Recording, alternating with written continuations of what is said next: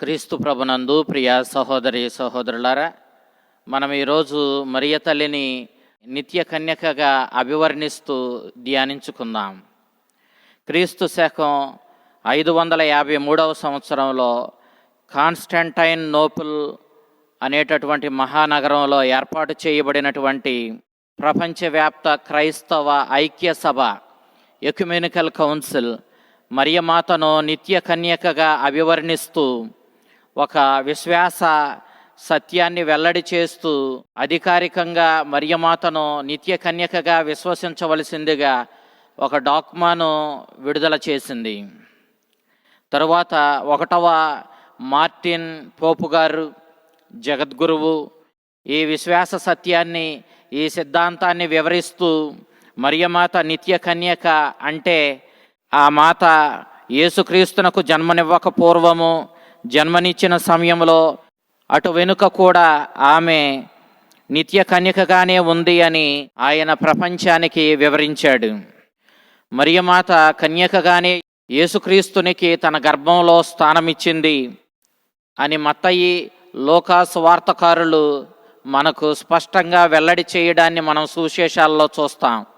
మత్తయి శుభవార్త 1వ అధ్యాయం 18వ వచనం, అదేవిధంగా లూకా శుభవార్త 1వ అధ్యాయం 34-35 వచనాలు, 3వ అధ్యాయం 23వ వచనము మరియమాత కన్యకగానే క్రీస్తునకు జన్మనిచ్చింది అని అనడంలో యేసుక్రీస్తుని దైవత్వము, మానవత్వము రెండిటికీ కూడా నిదర్శనము మనకు ఇవ్వబడింది అని మనం గ్రహించాలి. యేసుక్రీస్తు పరిపూర్ణమైన దేవుడు, పరిపూర్ణమైన మానవుడు. 2 స్వభావాలు ఇదిగో యేసుక్రీస్తులో మన ఊహలకు అతీతంగా ఉన్నవి అన్న విషయాన్ని మనం గ్రహించాలి. పూర్వ నిబంధనను మనం చూసినప్పుడు మనము ఆదిమ తల్లి అయినటువంటి ఏవను చూస్తున్నాము. ఏవ బలహీనురాలై దైవ చిత్తానికి విరుద్ధంగా నడిచి ఈ లోకానికి వినాశనాన్ని కొని తెచ్చింది. కానీ 2వ ఏవగా మన ముందున్నటువంటి మరియ తల్లి, ఆమె దేవునికి వినయ విధేయతలతో తనను తాను సమర్పించుకొని పవిత్రమైన జీవితం జీవించి మహాశక్తిమంతురాలిగా దైవశక్తితో నింపబడి ఈనాడు పతనమైన మానవాళిని, ఏవ బిడ్డలను మరలా తన బిడ్డలుగా స్వీకరించి వారినందరినీ దేవుని రక్షణలోనికి పోగొట్టుకున్నటువంటి ఆ అమరత్వాన్ని మరలా తిరిగి పొందడానికి మరియమాత శ్రాయశక్తుల కృషి చేసి మనల్ని అందరినీ లేవనెత్తడంలో, రక్షణ చరిత్రలో ఎంతో ప్రాముఖ్యమైనటువంటి పాత్రను పోషించినట్లుగా మనం గమనిస్తాం. అంతే రీతిలో మనం యోధ చరిత్రను మనం చూసినట్లయితే యోధ చరిత్రలో మనకు వాగ్దాత్మ యొక్క మందసము కనిపిస్తుంది. ఈ మందసము దేవుని ఉనికికి గుర్తుగా ఉంది.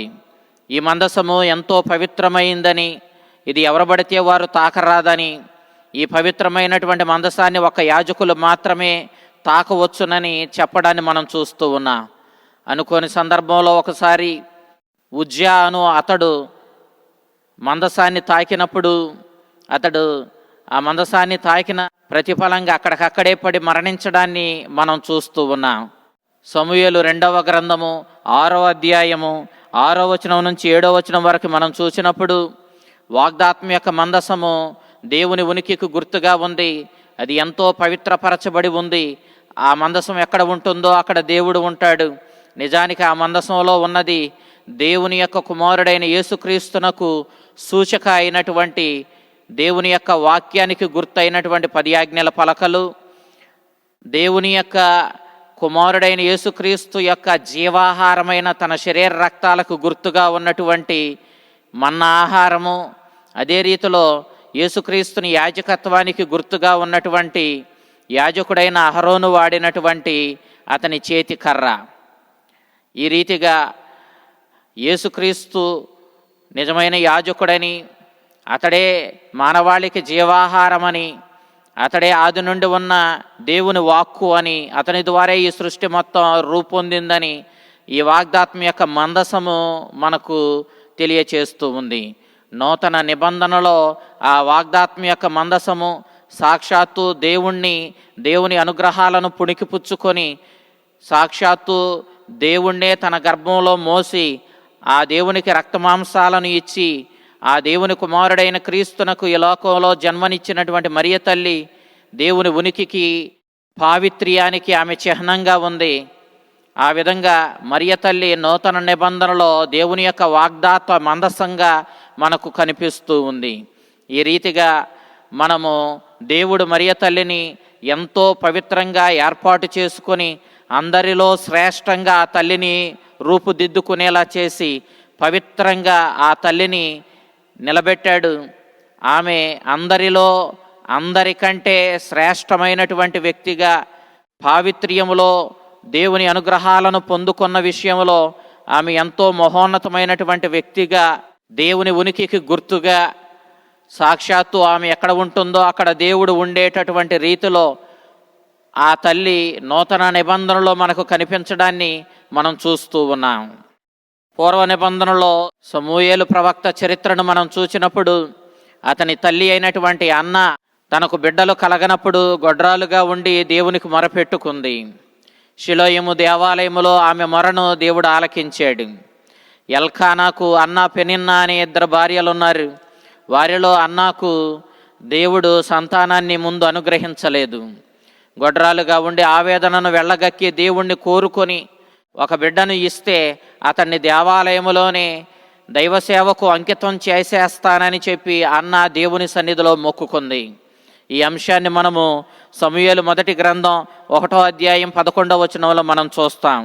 ఆ విధంగా తాను మొక్కుకున్నట్లుగానే సమూయేలు పాలు మానగానే అతన్ని తీసుకుని వచ్చి దేవాలయంలో దేవునికి కానుకగా ఇచ్చివేసి అప్పుడు ప్రధానార్చకుడైనటువంటి ఏలీకి సమూయేలును అప్పగించి ఆమె వెళ్ళిపోవడాన్ని మనం చూస్తూ ఉన్నాం. అంతే రీతిలో అన్నా జోకీములు వారి వృద్ధ వయసు వరకు కూడా బిడ్డలు కలగనప్పుడు ఎంతో నిష్ఠతో ప్రార్థనలు చేసుకొని దేవుని సహాయాన్ని అడుక్కొని నీతిమంతమైన పవిత్రమైన జీవితం జీవిస్తూ ఉండగా దేవుడు కనికరించి వారికి మరియమాత వారి గర్భంలో జన్మించేలా చేశాడు. ఆ రీతిగా తనకు బిడ్డను ప్రసాదిస్తే దేవాలయంలోనే ఆ బిడ్డను దైవ సేవకు అంకితం చేసి దేవాలయానికి అర్పించి వేస్తానని చెప్పి అన్న మొక్కుకున్నట్లుగా మనకు పూర్వుల సాంప్రదాయం వెల్లడి చేస్తూ ఉంది. ఆ రీతిగానే మరియ తల్లి జన్మించినప్పుడు అన్న మరియ తల్లిని తీసుకుని వెళ్ళి దేవాలయంలో కానుకగా అర్పించి వేసినట్లుగా మనకు కొన్ని రచనలు వెల్లడి చేస్తూ ఉన్నాయి. దేవాలయంలోనే దేవునికి అంకితమైనటువంటి నిష్ఠతో కూడినటువంటి పవిత్రమైన జీవితం జీవిస్తూ దేవునికి సేవలు చేసుకుంటూ మరియ తల్లి జీవించినట్లుగా మనము చూస్తూ ఉన్నాం.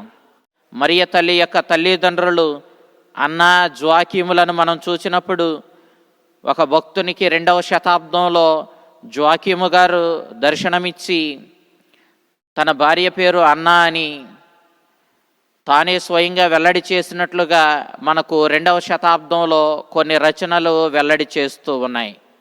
ఈ రీతిగా మరియ తల్లి దేవాలయములో దైవ సేవకు అంకితం చేయబడింది. ఈ విధంగా దైవ సేవకు అంకితం చేయబడినటువంటి కన్యకలు వారు దైవ సేవ మరింత పరిపూర్ణంగా నెరవేర్చడం కోసం నిత్య కన్యత్వపు వ్రతాన్ని స్వీకరిస్తారు. వారు జీవితమంతా కన్యకలుగానే జీవిస్తారు. వాళ్ళు దేవుని సేవను కన్యకగా ఉండి మరింత నిష్ఠతో, మరింత శ్రద్ధగా, మరింత భక్తితో సేవ చేయగలుగుతారు అన్న విషయాన్ని మనం ఇక్కడ గ్రహిస్తూ ఉన్నాం. పునీత అగస్టీను గారు మరియమాతను నిత్య కన్యకగానే అభివర్ణించారు. అటు వెనుక అనేక మంది శ్రీ సభకు చెందిన వేదాంత పండితులు, చర్చ్ ఫాదర్స్ అనాది నుండి అగస్టీను వారి యొక్క వాదనను బలపరుస్తూ మరియ తల్లిని నిత్య కన్యకగానే అభివర్ణించారు. క్రీస్తు శకం 120వ సంవత్సరంలో పునీత యాకోబు గారు తన లేఖల్లో ఇంకా కొంతమంది అపోస్తలులు జీవించి ఉండగానే మరియ తల్లి నిత్య కన్యక అని ఆమెను జన్మింపక ముందే ఆమె తల్లిదండ్రులు దేవాలయములో దైవ సేవకు అంకితం చేస్తామని మొక్కుకున్నారని, ఆ రీతిగానే మరియమాతను దేవాలయములో అంకితం చేశారని, ఆ అంకిత జీవితంలో దేవునికి పరిపూర్ణమైన సేవ చేయడానికి భక్తిని ప్రదర్శిస్తూ జీవించడానికి ఆమె నిత్య కన్యకగా ఉండిపోవడము ఒక ముఖ్యమైన నియమమని పునీత యాకోబు గారు తన యొక్క లేఖల్లో వర్ణించారు. పునీత యాకోబు గారు తన లేఖల్లో మరియ తల్లిని నిత్య కన్యకగా వర్ణించిన ఆ సందర్భంలో ఇంకా కొందరు అపోస్తులు జీవించే ఉన్నారు. అంతేకాదు ఆ మరియ తల్లితో జీవించిన వారు అనేక మంది ఇంకా బ్రతికి ఉండగానే పునీత యాకోబు గారు ఈ యొక్క విశ్వాస సత్యాన్ని వెల్లడి చేస్తూ మరియమాత నిత్య కన్యక అని ప్రకటించారు. మరియమాత దేవునిలో నిద్రించిన తరువాత 60 సంవత్సరాలకు ఈ పునీత యాకోబు గారు ఈ సత్యాన్ని వెల్లడి చేయడాన్ని మనం చూస్తూ ఉన్నాం. కావున ఆమె నిత్య కన్యక అని పునీత యాకోబు గారు అభివర్ణించినట్లు మనకు పూర్వపు రచనలు తెలియచేస్తూ ఉన్నాయి. కానీ లూకా సువార్తకారుడు 1వ అధ్యాయం 27వ వచనంలో మరియమాత పునీత యోసేపునితో నిశ్చితార్థం చేయబడడం గూర్చి వివరించాడు. దాని అర్థం ఏమిటి? పునీత యోసేపు మరియమాతకు సంరక్షకునిగా ఉండడానికి యోధ సాంప్రదాయం ప్రకారం ఎన్నుకోబడ్డాడని, అంతే తప్ప ఆమెతో వివాహ సంబంధం కలిగి ఉండడానికి ఎన్నుకోబడలేదని పునీత యాకోబు ఈ విషయాన్ని స్పష్టంగా మనకు తెలియచేశాడు. తరువాత పునీత యోసేపు తనకు అప్పగించబడిన ఆ బాధ్యతలను ఎంతో సక్రమంగా నెరవేర్చడాన్ని కూడా మనము సువార్తల్లో చూస్తూ ఉన్నాం. అందుకే మరియమాతకు గబ్రియేలుడు మంగళవార్తను తెలియచేసినప్పుడు ఆ దేవమాత నాకు పురుషునితో సంబంధం లేదు కదా, నేను ఏ విధంగా బిడ్డకు జన్మనివ్వగలను అని చెప్పి ప్రశ్నించడాన్ని మనం చూస్తూ ఉన్నాం. అనగా అసలు యోసేపుతో వివాహ బంధం కలిగి శారీరకంగా అతనితో సంబంధం కలిగి ఉండే ఉద్దేశము, ఆలోచన, అవకాశము మరియ తల్లికి ఉండి ఉంటే ఈ విధంగా పురుషునితో నాకు సంబంధం కలుగదు కదా, మరి నేను ఏ విధంగా ఆ బిడ్డకు జన్మనివ్వగలుగుతాను అని దేవదూతను ప్రశ్నించి ఉండేది కాదు. ఆమె నిత్య కన్యకగా ఉండాలి అనేది ఆమె ఆలోచన. కాబట్టి ఆమె యోసేపుతో వివాహ సంబంధం కలిగి ఉండడానికి అసలు అవకాశమే లేదన్నది సత్యము. కాబట్టి ఆమె తీసుకున్న వ్రతం ప్రకారం దేవాలయములో దైవ కైంకర్యం చేయడానికి అప్పగించబడినటువంటి బిడ్డలు నిత్యము తమ జీవితాంతము వరకు కన్యకలుగానే మిగిలిపోతారు. మరి అలాంటి సందర్భంలో మరియ తల్లి ఏ పురుషునితోనూ సంబంధం పెట్టుకోవడానికి అవకాశము లేని నిత్య కన్యత్వపు వ్రతమును స్వీకరించినప్పుడు తాను ఏ విధంగా కుమారునికి జన్మనివ్వగలుగుతుంది? ఒక పురుషునితో సంబంధం ఏర్పరచుకునే అవకాశం లేని ఈ స్థితిలో తాను ఏ విధంగా ఆ బిడ్డకు జన్మనివ్వగలుగుతుంది అని మరియ తల్లి ప్రశ్నించడంలో ఎలాంటి అభ్యంతరము లేదు. ఆమె కన్యకగా ఉండాలని నిశ్చయించుకున్నది కావున ఆ విధంగా తాను ఒక బిడ్డకు జన్మనివ్వడం ఎలా సాధ్యమవుతుందనేది మరియమాత యొక్క సందేహం. ప్రపంచ ప్రఖ్యాతిగాంచినటువంటి విద్వాంసుడు, వేదాంత పండితుడును అయినటువంటి జానేసు యాకోబు గారు రాసిన రచనలను గూర్చి వివరిస్తూ అసలు ఈ రచనలన్నీ మరియమాత నిత్య కన్యక అని, ఆమె యేసుక్రీస్తునకు జన్మనివ్వక పూర్వము, జన్మనిచ్చిన సమయంలో, జన్మనిచ్చిన తరువాత కూడా ఆమె నిత్య కన్యకగానే ఉంది అని చెప్పడమే యాకోబు గారి యొక్క రచనల యొక్క ఉద్దేశము, సారాంశము అని ఆ జానేసు గారు వేదాంత పండితుడు వివరించడాన్ని మనం చూస్తూ ఉన్నాం. ఈ 4 సువార్తలు వ్రాయబడక ముందు మనం కొన్ని రచనలను గమనించినట్లయితే మరియమాత జననం గూర్చి ఆమె తల్లి అన్నమ్మ గారికి ముందుగా దేవదూత ప్రకటించినప్పుడు ఆమె దేవునికి వాగ్దానం చేసుకున్నదని, ఆ బిడ్డను దేవునికి అంకితం చేసి దేవాలయములో ఆయన సేవకు అర్పిస్తానని పూర్వం అన్న తన బిడ్డను సమూయేలును దేవాలయములో అర్పించినట్లుగానే తాను తన బిడ్డ అయిన మరియమాతను దేవాలయములో అర్పించి వేస్తానని, దైవ సేవకు దేవాలయములో అంకితం చేస్తానని ఆమె మొక్కుకున్నట్లుగా మనము గ్రహిస్తాము. సమూయేలు మొదటి గ్రంథము 1వ అధ్యాయం 11వ వచనంలో ఈ విషయం చూస్తాం. ఆ విధంగానే వందల సంవత్సరాలుగా అనేక మంది స్త్రీలు దేవాలయంలో కానుకగా అర్పించబడి ఆ దేవాలయంలోనే దైవసేవ చేస్తూ నిత్య కన్యకలుగా తమ జీవితాన్ని గడిపినటువంటి ఆ రీతిలోనే మరియమాత కూడా దేవాలయంలో అంకితం చేయబడిన విషయాన్ని మనం చూస్తాం. సమూయేలు మొదటి గ్రంథం 2వ అధ్యాయం 22వ వచనం మనం చూసినప్పుడు ఈ విధంగా దేవాలయములో అంకితం చేయబడినటువంటి నిత్య కన్యత్వపు వ్రతాన్ని స్వీకరించినటువంటి ఆ కన్యకలని ఏలీ ప్రధాన యాజకుని యొక్క బిడ్డలు ఇబ్బంది పరచడాన్ని, వారిని పాడు చేయడాన్ని గూర్చి సమూయేలు మొదటి గ్రంథం 2వ అధ్యాయం 22వ వచనం మనకు తెలియజేస్తూ ఉంది. మనము లూకా శుభవార్త 2వ అధ్యాయం 36, 37 వచనాలు చూచినప్పుడు అన్నా అనే ఒక ప్రవక్తిని మనం చూస్తాం. ఆమె ఫనూయేలు పుత్రిక. ఆమె తన జీవితాన్ని దేవాలయములో దేవునికి అంకితం చేసుకొని సంవత్సరాల తరబడి దేవుని సేవ చేసుకుంటూ ఆ విధంగా దైవ సేవలో తన జీవితాన్ని అర్పించుకొని జీవించినట్లుగా బాలయేసును దేవాలయంలోనికి తీసుకుని వెళ్ళినప్పుడు మరియ తల్లి దగ్గర నుంచి ఆ బాలుణ్ణి తీసుకొని ఆనందంతో ఆ బాలుణ్ణి గౌరవించి స్తుతించి అందరికీ ఆ బాలుని గురించి ఆమె వెల్లడి చేయడాన్ని మనం చూస్తూ ఉన్నాం. ఈమె కూడా ఈ విధంగా దేవాలయంలో అంకితం చేయబడినటువంటి వ్రతపూరితమైన జీవితం జీవించేటటువంటి కన్యకలకు చిహ్నమే. ఆ విధంగా దేవునికి అంకితం చేసుకొని జీవితాన్ని జీవించ తలపెట్టిన మరియమాత సాధారణ స్త్రీల వలె తాను బిడ్డలకు జన్మనిచ్చి వారిని పెంచి పోషించడం అనేది అవకాశం లేనటువంటి విషయము. నిత్య కన్యక వ్రతపు నియమాన్ని స్వీకరించి దేవునికి జీవితాన్ని పరిపూర్ణంగా అర్పించుకొని నిండుగా దేవుని సేవలో తరించిపోవడమే ఈ కన్యకల యొక్క బాధ్యత. కావున మరియమాత నిత్య కన్యాత్వాన్ని కోరుకున్నదై ఆ నిత్య కన్యత్వాన్ని పాటించింది అని అనడంలో ఎలాంటి సందేహము లేదు.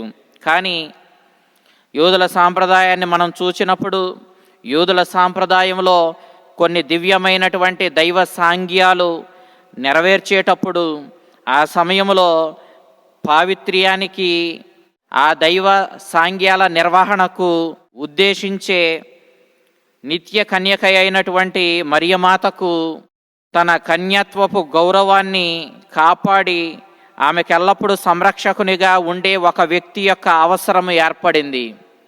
ఒక మరియమాతకే కాదు, దేవాలయంలో అంకితం చేయబడినటువంటి ప్రతి కన్యకకు కూడా ఒక సంరక్షకుడు ఇవ్వబడతాడు. ఈ దివ్య సాంగ్యాలు దేవాలయంలో నెరవేర్చేటప్పుడు ఈ యొక్క సంరక్షకునితో కలిసి ఈ కన్యకలు ఈ కార్యాలను దేవాలయంలో నెరవేరుస్తూ ఉండేవాళ్ళు. ఆ సాంప్రదాయం ప్రకారమే పునీత యోసేపును మరియమాతకు సంరక్షకునిగా ఇచ్చినట్లుగా సువార్తల్లో మనం చూస్తూ ఉన్నాం. కావుననే మరియమాతకు యోసేపుని సంరక్షకునిగా ఇస్తూ వారిద్దరికీ నిశ్చితార్థం చేయడం జరిగింది. ఈ నిశ్చితార్థము వారిద్దరిని వివాహ బంధానికి నడిపించదు. ఎందుకనంటే వారి మధ్య వివాహ బంధానికి అవకాశం లేదు. పునీత యోసేపు మరియమాతకు శాశ్వతంగా సంరక్షకుడిగా, ఆమె కన్యాత్వాన్ని కాచి కాపాడే వ్యక్తిగా ఉంటాడే తప్ప ఆమెతో వివాహ బంధాన్ని ఏర్పరచుకునే అవకాశం ఈ నిశ్చితార్థంలో లేదన్న విషయాన్ని మనం గమనించాలి. యోసేపు పెద్ద వయస్సు కలిగిన వాడు అవ్వటం చేతనే అతడు మరియమాతకు సంరక్షకునిగా ఇవ్వబడిన కొలది కాలములో మరణించినట్లుగా మనం చూస్తూ ఉన్నాం. అందుకే యేసుక్రీస్తుని యొక్క బహిరంగ జీవితాన్ని అతడు ప్రారంభించే సమయానికి యోసేపు మనకు చరిత్రలో కనిపించడు. అందుకనే అతడు అప్పటికే మరణించినట్లుగా మనం భావిస్తూ ఉన్నాం. అందుకనే యేసుక్రీస్తు శిలువ మీద వేలాడుతూ ఉన్నప్పుడు తన దగ్గర నిలిచి ఉన్నటువంటి తన తల్లి అయిన మరియమాతను తన శిష్యుడైనటువంటి యోహాను సంరక్షణకు అప్పగించినట్లుగా మనము సువార్తల్లో చూస్తూ ఉన్నాం. యోహాను శుభవార్త ఈ విషయాన్ని మనకు వెల్లడి చేస్తూ ఉంది. సువార్తలకు ముందు వ్రాయబడినటువంటి కొన్ని సాంప్రదాయాల రచనలను మనం చూసినప్పుడు యోసేపు మరియమాత నిత్య కన్యత్వాన్ని గౌరవించి సంరక్షించడానికి అవసరమయ్యాడు. అతని సంరక్షణ బాధ్యతను అతడు ఎంతగానో బాధ్యతాయుతంగా నెరవేర్చాడు. అతని సంరక్షణ బాధ్యత ఎంత గొప్పదంటే, ఆమె బిడ్డను గర్భంలో మోస్తున్నప్పుడు ఈ విషయంలో దేవాలయ అర్చకులకు అతడు సమాధానం చెప్పాలి, లేదంటే ఆయనే దోషిగా పరిగణించబడతాడు. ఆ బిడ్డకు తండ్రిగా భ్రమపడి అతన్ని అందరూ నిందిస్తారు. ఒక దేవునికి అంకితమైన కన్యక ఆమె యొక్క కన్యత్వాన్ని పోగొట్టుకొని బిడ్డకు జన్మనివ్వడం అంటే ఆ కన్యకకు కూడా అవమానమే. ఆమె మాటను అనగా నిత్య కన్యాత్వపు శబదాన్ని నిలబెట్టుకోలేదు. దేవునికి అర్పించిన జీవితం ఇప్పుడు మలినమైనదిగా అందరూ భావిస్తారు. కానీ మరియమాతకు ఆ సమస్య లేదు. ఎందుకంటే దేవుని శక్తితో పవిత్రాత్మ ఆవరింపు ద్వారా మరియమాత బిడ్డకు జన్మనిచ్చింది. కావున ఆమె మలినపడడానికి అవకాశం లేదు. ఇక యోసేపు విషయానికి వచ్చినప్పుడు, నేను బహిరంగంగా మరియమాత గౌరవాన్ని ఏ విధంగానూ చెడగొట్టకుండా రహస్యంగా ఆమెను నేను సంరక్షించుకుంటూ ఆమె గౌరవాన్ని కాపాడుతూ నేను నలుగురిలో ఆమె సంరక్షకునిగానే ముందుకు సాగుతూ నా కర్తవ్యాన్ని నేను నెరవేరుస్తానని చెప్పి యోసేపు తనలో తాను అనుకున్నట్లుగా సువార్తలు మనకు తెలియచేస్తూ ఉన్నాయి. ఈ రీతిగా యోసేపు ఎంతో ప్రాముఖ్యమైనటువంటి పాత్రను పోషించి మరియమాత గౌరవానికి భంగం కలగకుండా ఆమెను దేవుని యొక్క చిత్త ప్రకారము జీవించే ఈ ప్రయత్నంలో వెన్నంటే ఉండి నడిపించి దైవ చిత్తాన్ని నెరవేర్చాడు. తద్వారా మరియమాత గౌరవాన్ని కాపాడాడు. తనకివ్వబడిన బాధ్యతను సక్రమంగా నెరవేర్చి గొప్ప ఆదర్శప్రాయుడయ్యాడు. యేసుక్రీస్తుని సోదరుల గురించి మనం మాట్లాడేటప్పుడు మత్తయి శుభవార్త 13వ అధ్యాయం 55వ వచనంలోను, మార్కు శుభవార్త 6వ అధ్యాయం 3వ వచనంలోను యేసుక్రీస్తుని యొక్క సోదరుల ప్రస్తావన మనం చూస్తాం. మరియమాతకు యేసుక్రీస్తు జన్మించిన తరువాత యోసేపునితో సంబంధం ఉంది. వారిద్దరి మధ్య సంబంధం వల్లే ఇదిగో ఈ సోదరులు పుట్టారని వాదించే మూర్ఖులు చాలామంది ఉన్నారు. అయితే ఆ సోదరులు ఎవరని చెప్పబడింది అని మనం పరిశీలిస్తే యాకోబు, యోసేపు, సీమోను, యోధ, ఇంకా కొందరు అక్క చెల్లెండ్రులను గూర్చి కూడా ప్రస్తావన ఉంది.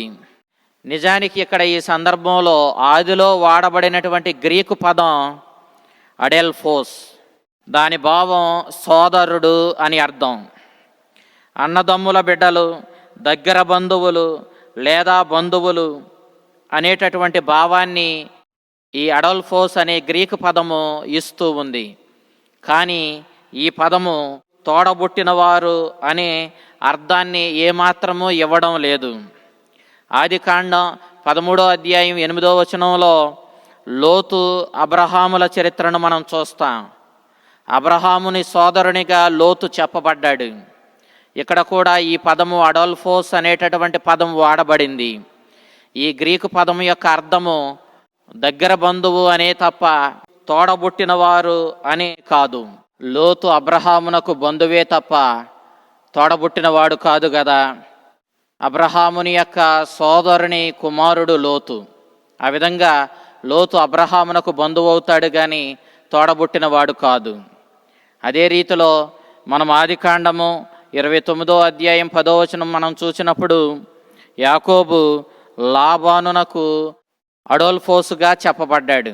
అనగా ఇక్కడ అర్థము యాకోబుకి లాబానుకు మధ్య ఉన్నటువంటి బంధత్వాన్ని వివరిస్తుందే తప్ప లాబాను యాకోబులు తోడబుట్టిన వాళ్ళు అని దీని అర్థం కాదు. అదే రీతిలో మనము క్రైస్తవులను ఉద్దేశించి క్రీస్తు ప్రభునందు ప్రియ సహోదరి సహోదరులారా అని మనము సంబోధిస్తాము. దాని అర్థము మీరందరూ ఇక నాకు తోడబుట్టిన వాళ్ళు అయ్యారు అని కాదు. మనము క్రీస్తు ద్వారా ఒక పవిత్రమైనటువంటి బంధంలోనికి నడపబడ్డాము. దేవుడు మన తండ్రి, మనమందరము కూడా ఆయన కుమారుడైన యేసుక్రీస్తు ద్వారా రక్షించబడ్డాము. ఒక కుటుంబంగా, ఒక బంధంగా ఏర్పడ్డాము.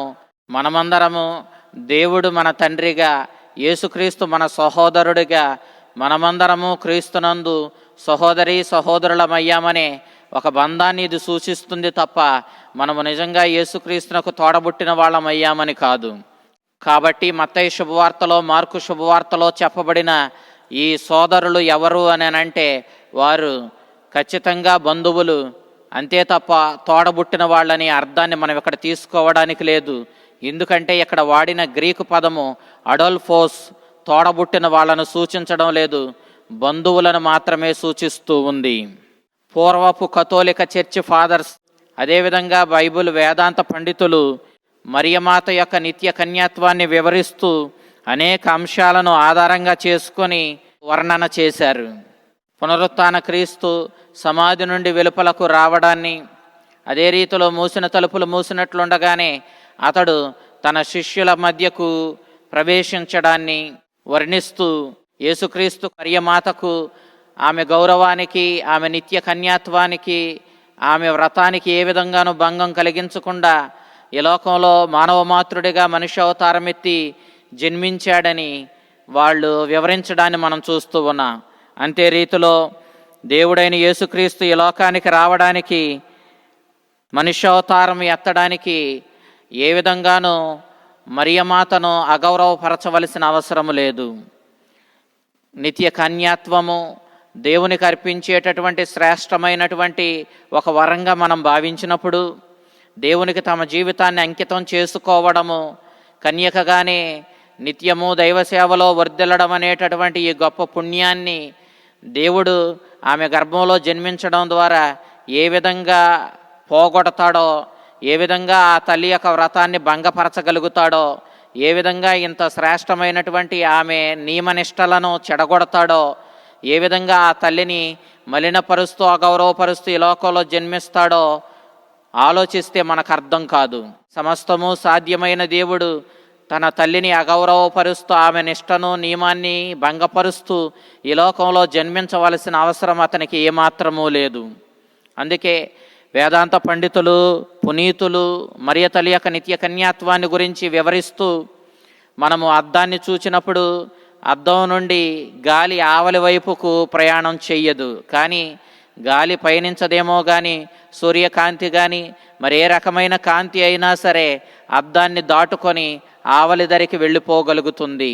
అంతే రీతిలో యేసుక్రీస్తు ఈ లోకంలో మరియ తల్లి యొక్క కన్యాత్వానికి, ఆమె వ్రతానికి, ఆమె నిష్టతో కూడిన పవిత్రమైన జీవితానికి ఏ విధంగానూ భంగం కలిగించకుండా అతడు ఈ లోకంలో జన్మించాడన్న విషయాన్ని వివరిస్తూ వేదాంత పండితులు మనకు జ్ఞానోదయం చేయడానికి ప్రయత్నించడాన్ని మనం చూస్తూ ఉన్నాం.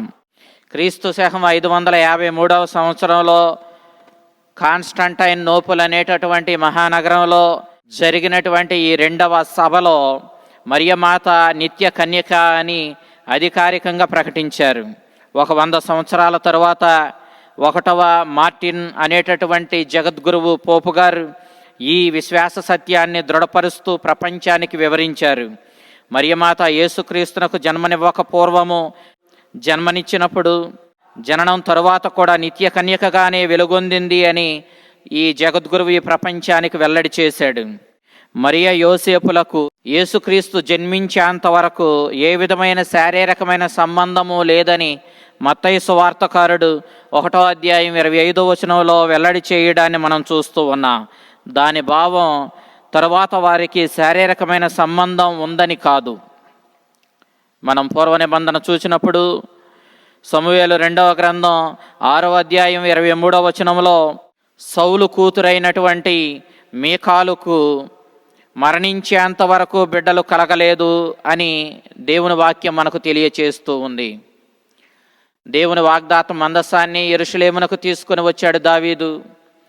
దేవుడే తన దగ్గరకు వచ్చాడు కాబట్టి, దైవ సాన్నిధ్యానికి గుర్తుగా ఈ మందసం ఉంది కాబట్టి దేవుడు చేసిన మహిమ కార్యాలకు, గొప్ప కార్యాలకు ఆనందంతో గంతులు వేస్తూ నాట్యం చేశాడు. ఇది చూసినటువంటి సౌలు కుమార్తె అయినటువంటి మీకాలు దావీదును హేళన చేసింది. ఆ హేళన ఫలితంగా దేవుని శాపానికి గురి అయి సౌలు కుమార్తె అయినటువంటి మీకాలు మరణించేంత వరకు బిడ్డలు లేకుండా గొడ్రాలుగానే మిగిలిపోయింది. నూతన నిబంధనలో దేవుని ఉనికికి చిహ్నమైనటువంటి, దేవుని వాగ్దాత మందసమైనటువంటి మరియ తల్లిని మనం చూస్తూ ఉన్నాం. ఆ తల్లి ఎక్కడికి వెళుతుందో అక్కడ దేవుడు ఉంటున్నాడు, అక్కడికి దేవుడు వెళుతున్నాడు. ఆ తల్లి ఉన్న చోట దేవుడు ఉంటున్నాడు, దేవుడున్న చోట ఆ తల్లి ఉంటుంది. క్రీస్తుతో విడదీయలేని బంధం కలిగిన మరియ తల్లి తన గర్భంలో దేవుని వాక్కును, క్రీస్తుని, తన గర్భంలో దేవుని జీవాహారమైనటువంటి యేసుక్రీస్తు శరీర రక్తాలను, యేసుక్రీస్తును, ఆ విధంగా నిత్య యాజకుడైన యేసుక్రీస్తును, అహరోను యొక్క చేతి కర్ర దీనికే చిహ్నంగా ఉంది, అతని యాజకత్వానికి గుర్తుగా ఉంది. ఆ విధమైనటువంటి యాజకుడైన యేసుక్రీస్తును తన గర్భాన మోసింది. ఈనాటికి కూడా మరియ తల్లి తన కుమారుడైన బాలయేసును, దైవ కుమారుణ్ణి, దేవుణ్ణి తన ఒడిలో మోస్తూనే ఉంది. అనేక సందర్భాలలో ఆ బాలయేసుని తీసుకునే ఈ లోకానికి వచ్చి దర్శనాలు ఇచ్చింది. కాబట్టి మరియ తల్లి ఎక్కడ ఉంటుందో అక్కడ దేవుని ఉనికి ఉంటుంది. ఆ మరియ తల్లిని ఈనాడు ప్రపంచ నలుమూలల్లో అనేక మంది వితండవాదులు బయలుదేరి ఆ తల్లిని అగౌరవపరుస్తూ, అవమానపరుస్తూ, ఆమెను గౌరవించే కథోలికులను తప్పుబడుతూ వాళ్ళను హేళన చేస్తున్నారు. ఇదిగో మీకాలు గతే వాళ్లకు పడుతుంది. మీకాలు శాపం పొందినట్లే మరియ తల్లిని గౌరవించే వ్యక్తులను అగౌరవపరుస్తూ హేళన చేసేవాళ్ళు కూడా ఆ విధంగానే శాపం పాలవుతారని మనకి ఈ సందర్భం గుర్తు చేస్తూ ఉంది. అయితే ప్రియ దేవుని బిడ్డలారా, ఇక్కడ మీకాలు మరణించేంతవరకు బిడ్డలు కలగకుండా మిగిలిపోయింది అన్నాడు. అంటే దాని అర్థం మీకాలు చచ్చిపోయిన తరువాత తనకు బిడ్డలు కలిగారని కాదు. అదే రీతిలో 110వ కీర్తనలో మనం చూసినప్పుడు అప్పటి వరకి అంటూ ఒక పదాన్ని వాడాడు. అనగా ఇక్కడ భావం, నేను నీ శత్రువులను నీ కాలి క్రింద ఉంచునంత వరకు నీవు నా కుడి ప్రక్కన కూర్చొని ఉంటావు అని దావీదు మహారాజు దేవుని ఉద్దేశించి పలికాడు. దాని అర్థం దేవుని శత్రువులను ఆ దేవుని కాలి క్రిందకు త్రొక్కి ఉంచిన తరువాత ఇక దేవుడు దావీదును విడిచిపెట్టి వెళ్ళిపోతాడు అని అర్థం కాదు. నిజానికి దేవుడు దావీదును ఎన్నడూ విడిచిపెట్టలేదు. దావీదును ఎల్లప్పుడూ వెన్నంటే ఉన్నాడు దేవుడు. ఇక్కడ దీని భావం, నేను నీ శత్రువులను నీ కాలి క్రింద ఉంచునంత వరకు నీవు నా కుడి ప్రక్కన ఉంటావు అంటే అర్థం, నేను నీ శత్రువులను ఓడించడానికి నీవే నాకు తోడయ్యుండి నన్ను నడిపిస్తావు అని భావమే తప్ప అటు వెనక ఇక నీవు నన్ను వదిలిపెట్టి వెళ్ళిపోతావని భావం కాదు. మత్తయి శుభవార్త 28వ అధ్యాయం 20వ వచనంలో, లోకాంత్యం వరకు, ఈ కాలం అంతమయ్యేంత వరకు నేను మీతో ఉంటానని ప్రభువు వాగ్దానం చేశాడు. దాని భావం ఇక అటు తర్వాత దేవుడు మనల్ని విడిచిపెట్టి వెళ్ళిపోతాడు అని కాదు. దాని భావం, సదా నేను మీతో ఉంటాను, కాలాలకు అతీతంగా మిమ్మలను అంటిపెట్టుకుని ఉంటాను, శాశ్వతంగా నిత్య జీవంతో మిమ్మలను దీవించి నాతో శాశ్వతంగా మిమ్మలను ఉంచుకుంటాను, మీతో నేను ఎల్లప్పుడూ నిత్యము నివాసం ఉంటాను, ఇక అంతమే లేని రీతిలో మిమ్మలను చేయి విడవకుండా నేను మిమ్మల్ని కాపాడతాను అని అర్థమే తప్ప ఇక అటు తరువాత దేవుడు మనల్ని విడిచిపెట్టి వెళ్ళిపోతాడని భావం కాదు. అదే రీతిలో పునీత పౌలు తెస్సలోనిక ప్రజలకు రాసిన మొదటి లేఖ 4వ అధ్యాయం 17వ వచనంలో కూడా ఇలాంటి భావాన్ని మనం చూస్తాం. మత్తయి శుభవార్త 1వ అధ్యాయం 25వ వచనం మనకు చెబుతున్న సత్యం ఏమిటి అనంటే, యేసుక్రీస్తు మానవ సంబంధంతో ఈ లోకంలో జన్మించలేదు.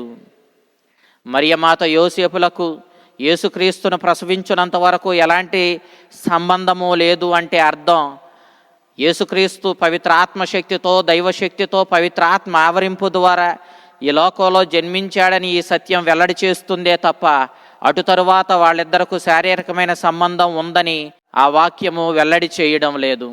కాబట్టి మనము మరియ తల్లి నిత్య కన్యక అన్న విషయాన్ని అర్థం చేసుకోవాలి. నిజానికి మరియ తల్లి యొక్క గౌరవానికి, ఆమె కన్యాత్వానికి, ఆమె వ్రతానికి, ఆమె నిష్టకు భంగం కలిగించి ఆమె గర్భాన జన్మించేవాడు దేవుడు ఎలా అవుతాడు? దేవునికి అసాధ్యమైందంటూ ఏమీ లేదు.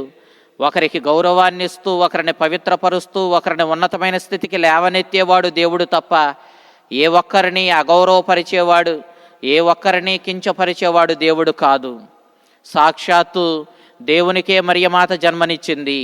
మరియమాత నిత్య కన్యక అని అన్నప్పుడు ఖచ్చితంగా మనము దేవుని యొక్క మహత్మ్యాన్ని, గొప్పతనాన్ని, అదే రీతిలో దేవునికే మరియ తల్లి జన్మనిచ్చిందన్న వేద సత్యాన్ని, అదే రీతిలో మరియమాత మానవ మాతృరాలై తన గర్భంలో రూపొందుకొని జన్మించేలా, దేవుడు మనుష్యావతారం ఎత్తేలా ఆ తల్లి దేవునితో సహకరించిందన్న విషయాన్ని, ఈ సత్యాలన్నిటినీ కూడా మరియ తల్లి నిత్య కన్యక అన్నటువంటి ఈ అంశం వెల్లడి చేస్తూ ఉంది.